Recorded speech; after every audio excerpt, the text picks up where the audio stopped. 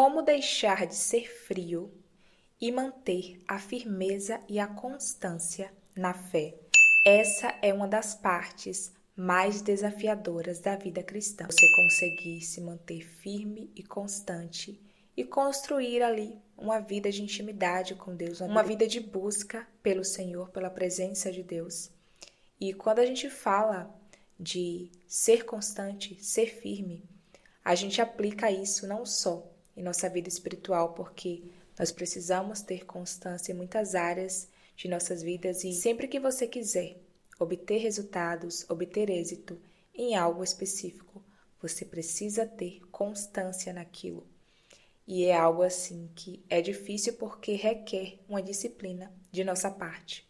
E às vezes nós não temos, não porque nós não queremos, mas por muitas vezes não conseguir ter essa disciplina. Então, em nossa vida espiritual é a mesma coisa. Para nós conseguirmos ter essa constância, ter essa firmeza, isso vai requerer de nós uma disciplina, uma decisão nossa. E essa foi uma área assim da minha vida que foi bem difícil para eu conseguir desenvolver a constância de ter uma firmeza na vida de oração, na vida de leitura da palavra.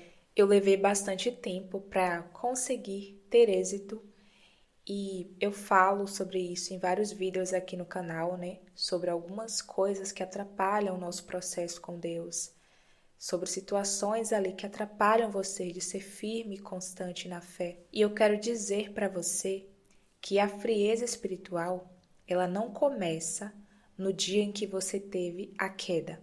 No dia em que você teve uma queda, assim, uma big queda. A frieza espiritual, ela começa no dia em que você acordou, passou o dia e você diz assim: eu estou sem vontade de orar. E você percebe que naquele dia você não está nem um pouco afim de ter o seu momento com Deus, de orar, de ler a Bíblia. E você decide que não vai orar mesmo, que não vai ler a palavra mesmo e que não vai fazer nada relacionado à sua vida espiritual naquele dia. A frieza espiritual dá início naquele dia ali. É naquele momento ali que inicia o seu processo de queda. Porque a frieza, ela se dá por um processo. Ela acontece dentro de um processo. Você não dorme um cristão fervoroso hoje e amanhã você acorda frio. Nossa, eu dormi ontem, estava num fervor, numa coisa, num fogo, e hoje amanheci assim, frio. Não é assim que acontece. A frieza espiritual, ela acontece por etapas. Então, essa é a primeira coisa que você precisa entender. A frieza espiritual, ela não acontece, ela não ocorre da noite para o dia. Não é assim de um dia para o outro.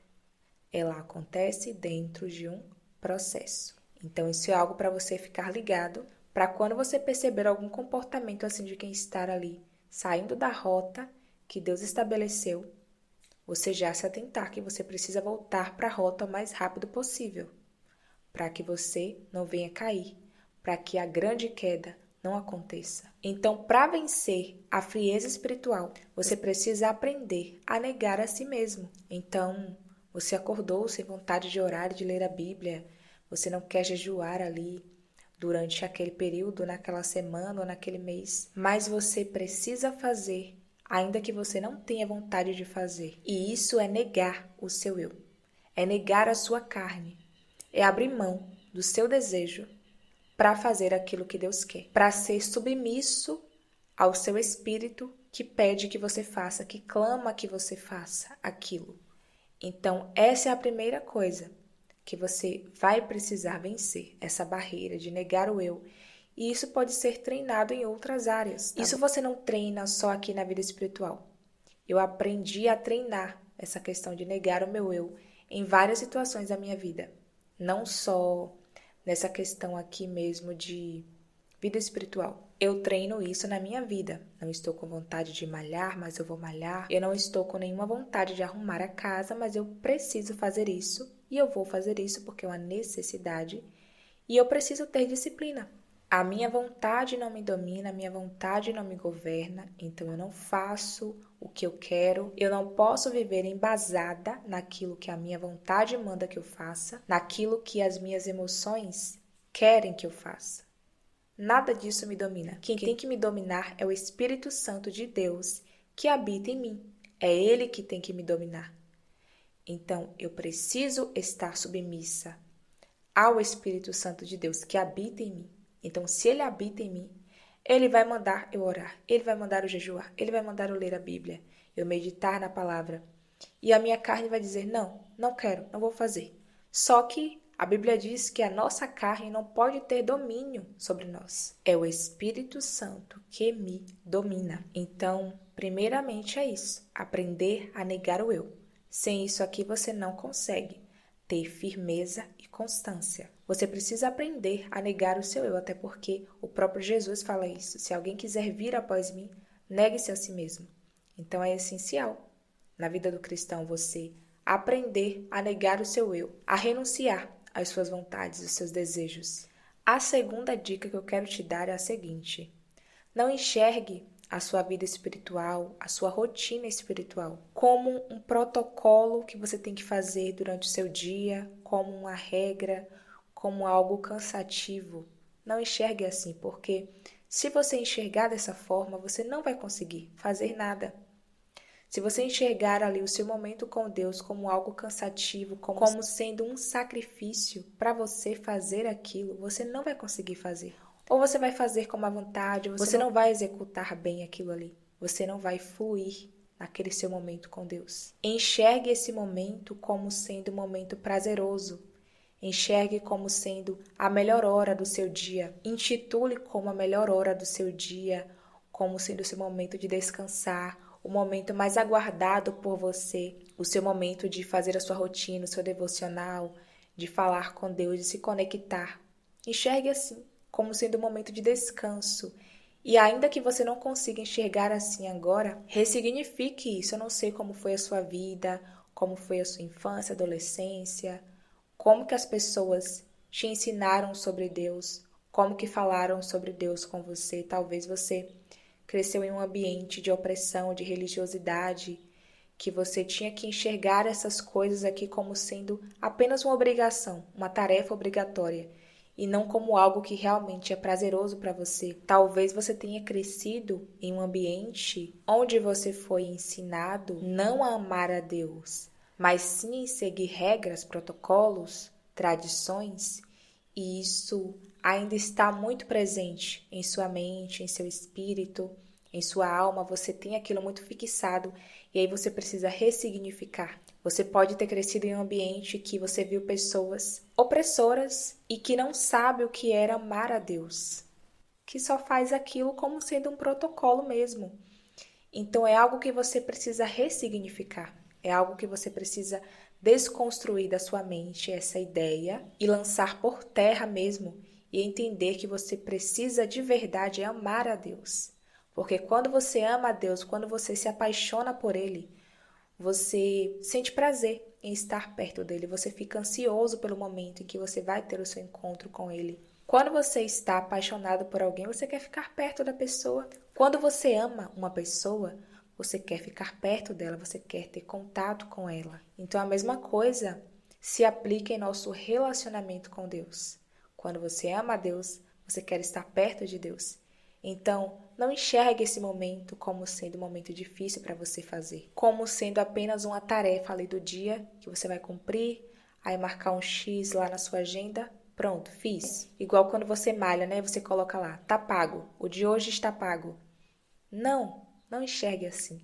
Você pode ir até Deus com leveza, você pode iniciar o seu momento de oração, da sua rotina ali, com louvor. Faça um culto para Deus dentro do seu quarto, ou até mesmo em qualquer outro cômodo da casa que você quiser. Você não precisa chegar assim já ir ajoelhando. Eu vou ajoelhar aqui, eu vou já meditar na palavra rapidamente porque eu preciso dormir. A depender do horário, eu preciso sair para trabalhar. Então eu preciso logo finalizar esse momento. Não.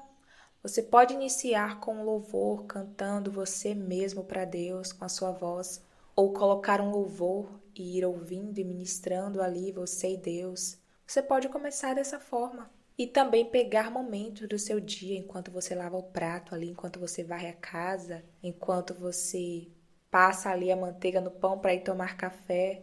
Insira a Deus, fale com Deus, louve, agradeça. Dá para você fazer isso Em alguns momentos ali do seu dia você pode encaixar Deus. Outra dica também, enxergue Deus como um amigo. Enxergue Deus como alguém íntimo seu. Sabe aquela amizade que você tem assim verdadeira, que você compartilha tudo, todos os seus segredos, que você não tem medo e nem vergonha de compartilhar nada com aquela pessoa? Então, seja assim com Deus também. Tenha um relacionamento sincero com Ele, fale tudo, exponha tudo, não tenha medo de nada, não tenha vergonha de nada. Fale com Deus e não fique buscando conversar com Deus usando palavras bonitas. Não queira orar bonito ou usar as palavras certas. Deus não está preocupado com isso. Deus ele vai observar a sinceridade do teu coração. Então Deus não está preocupado com isso. Se você fala bonito, se você usa as palavras adequadas, se você tem um vocabulário extenso, Deus não quer saber disso. Ele quer você por completo. Então se permita ser assim, entender que Deus, ele é simples. Se algumas pessoas oram assim e feitam ali a oração, tudo bem, é o relacionamento dela com Deus. Não está errado. Ela não está errada em orar bonito, como você também não está errado em orar com palavras simples. Cada um tem o seu jeito de se comunicar, tem a sua forma de falar com Deus. Alguns são mais intelectuais, outros não. Então, tenha um relacionamento com Deus leve, sincero, porque quando você coloca sobre si esse fardo de querer falar bonito, de querer colocar coisas ali que não faz sentido para você, que não se encaixa em sua vida, isso se torna um peso, se torna um fardo, porque você pode querer falar bonito e você não sabe, você não consegue, você não conhece palavras suficientes para atender esse requisito aqui. Então, não coloque esse fardo sobre você mesmo, porque Deus não está preocupado com isso. Então, tire esse negócio aí do foco, tá? E foca em ser sincero com Deus, porque Ele vai te entender.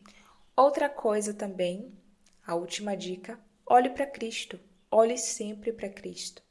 A Bíblia nos instrui em vários momentos a olhar para cima, a pensar nas coisas de cima, a olhar para o alto, a nos projetarmos para o alto, porque é lá onde Cristo habita.